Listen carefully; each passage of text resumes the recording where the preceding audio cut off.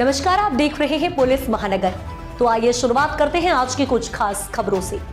महाराष्ट्र में होने वाले राज्यसभा चुनाव इस बार निर्विरोध होते नजर आ रहे हैं। सियासी गलियारों में हलचल तेज है और मुकाबला दिलचस्प होने की पूरी संभावना बन गई है। खास बात यह कि पूरा चुनावी समीकरण अब शरद पवार के इर्द गिर्द घूमता हुआ दिखाई दे रहा है।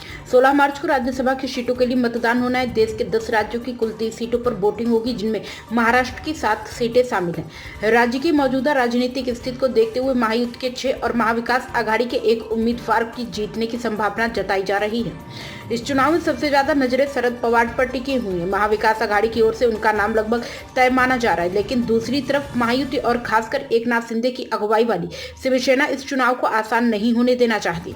सूत्रों के मुताबिक शिवसेना की तरफ से 2 उम्मीदवार उतारे जा सकते हैं। माना जा रहा है कि यह रणनीति सीधे तौर पर शरद पवार के खिलाफ सियासी चुनौती खड़ी करने के लिए बनाई जा रही है।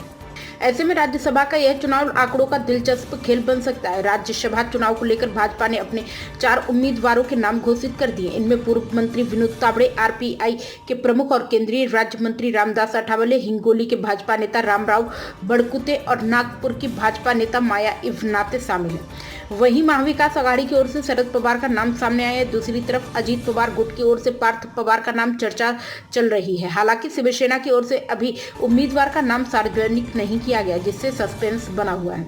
राज्यसभा चुनाव में किसी भी उम्मीदवार को जीत के लिए पहली वरीयता के कम से कम 37 वोटों की जरूरत होती है। मौजूदा संख्या बल के हिसाब से महायुति के पास करीब 232 विधायकों का समर्थन बताया जा रहा है। शिंदे गुट के पास करीब 20 अतिरिक्त वोट है, जबकि अजीत पवार गुट के पास 3 अतिरिक्त वोट माने जा रहे हैं। ऐसे में राजनीतिक दल अपने अपने गणित को साधने में जुटे हुए। महाराष्ट्र का राज्यसभा चुनाव इस बार काफी रोमांचक होने वाला है। खासकर यह देखना दिलचस्प होगा कि शरद पवार इस राजनीतिक चुनौती का सामना किस तरह करते हैं।